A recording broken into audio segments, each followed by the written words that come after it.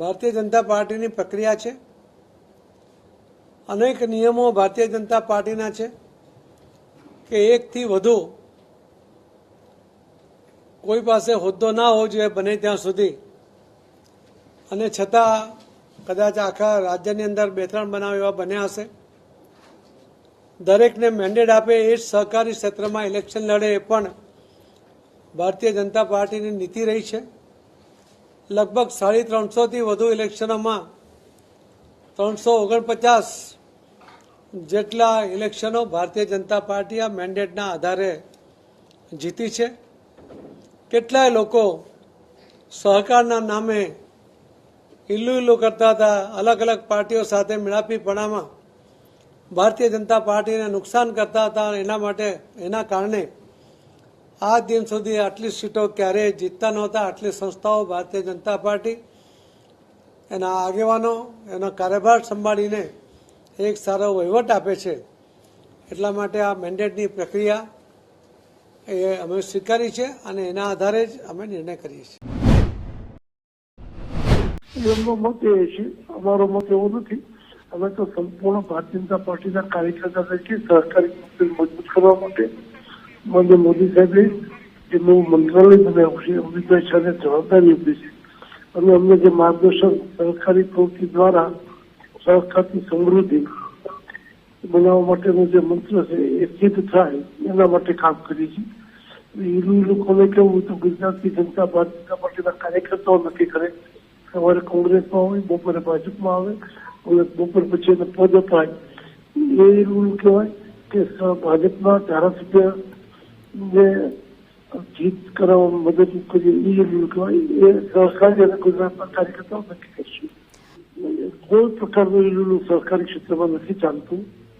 એમને પૂછવું જોઈએ કે આવું શા માટે કીધું। એક રૂલ દેખાડે ત્યારે એ રૂલ કહેવાય, નહીં તો ગુજરાતમાં કેટલાય જૂના ભાજપના કાર્યકર્તાઓ છે કે કોંગ્રેસના કાર્યકર્તાને બેસાડ્યા, એ કિસ્સાઓ જાહેર છે। એ રૂલ કહેવાય કે ભાજપના બેસાડી, એ રૂલ કહેવાય। એ કાર્યકર્તાઓ નક્કી કરશે અને કાર્યકર્તાઓ એ નક્કી કરી લેવા છે। લોકોમાં તો ચર્ચા કોઈ પણ નવો મુદ્દો આવે તો થાય, એકાદ દિવસ જીવન થઈ જાય। અને વિશ્વની મોટામાં મોટી સંસ્થા ઇફકો જ્યારે એમના ચેરમેન પદ બનવું અને એ અમરેલીના એક વ્યક્તિ એટલે કે દિલીપભાઈ સંઘાણી સાહેબ, જે અમરેલીનું નહીં, ગુજરાતનું નહીં પણ સમગ્ર ભારત અને વિશ્વનું જ્યારે સહકારી નેતૃત્વ કરી રહ્યા હોય ત્યારે ખરેખર અમરેલી જિલ્લાને ગૌરવ લેવું જોઈએ કે અમરેલી સહકારી ક્ષેત્રના કોઈ ભીષ્મ પિતામહ તરીકે જો કોઈ કામગીરી કરી રહ્યો હોય તો એનું નામ દિલીપ સંઘાણી છે। તો હું દિલીપભાઈ સંઘાણીને એક અમરેલીના સાંસદ તરીકે ખૂબ ખૂબ હૃદયથી શુભેચ્છા અને શુભકામના પાઠવું છું।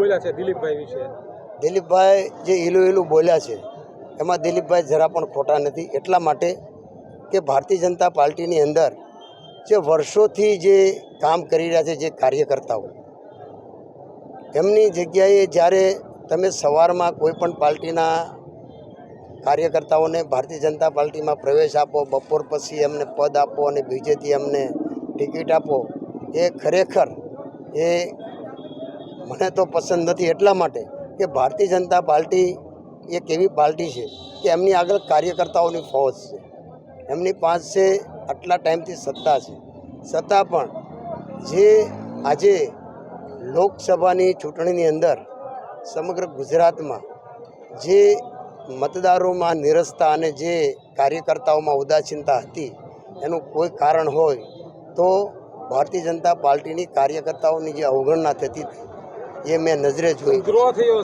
એટલે ઉમેદવારનો રો પછીની બાબત છે, પણ જે તમને કહું કે આજે વર્ષોથી કામ કરતા હોય એ કાર્યકર્તા ઓડિયન્સમાં બેઠો હોય અને જે ગઈકાલે જે ભારતીય જનતા પાર્ટીમાં આવ્યા હોય એ ભારતીય જનતા પાર્ટીને અને પુષ્કળ ભારતીય જનતા પાર્ટીના નેતાઓને બેફામ રીતે વાણીવિલાસ કર્યો હોય, એ સ્ટેજ ઉપર બેઠા હોય ત્યારે ભારતીય જનતા પાર્ટીના કાર્યકર્તાની આંતરડી કકળતી હોય છે કે આ લોકોની અમે ગાળો ખાધી છે, આ લોકોના અમે માર ખાધા છે। એ આજે સ્ટેજ ઉપર બેઠા છે અને અમે સામે બેઠા છે। આ કાર્યકર્તાની નારાજગી હતી, અમારી આગળ વાત આવતી હતી ત્યારે અમે પણ દુભાતા હતા કે ખરેખર ભારતીય જનતા પાર્ટીના કાર્યકર્તાની વાત 100% સાચી છે.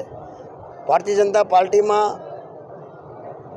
કોઈ પણ પાર્ટીના કાર્યકર્તાને લેવાય ન લેવાય એવું નથી કહેતા, પરંતુ પણ એમનું દરેક ગુણ અવગુણ જોઈ અને પછી ભારતીય જનતા પાર્ટીમાં લે તો ઘણી સારી બાબત કહેવાય.